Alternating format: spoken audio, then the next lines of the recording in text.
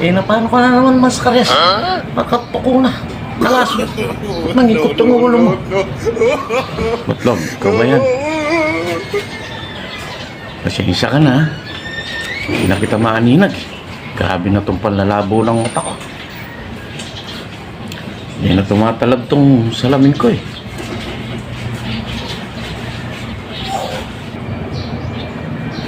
Eh, naku, sandali lang. Yung nabili kong gamot sa La Shopee, ha?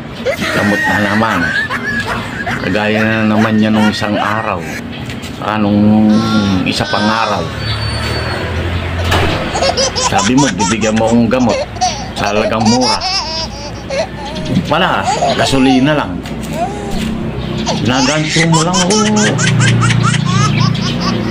Butlog. Ha? Sandali. Kukunin ko at effective dyan siguro.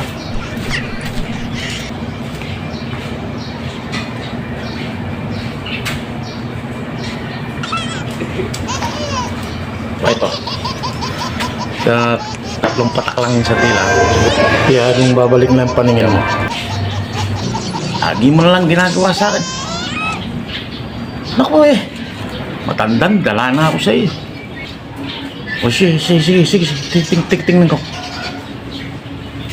Saan ba? Ito. Ito ba?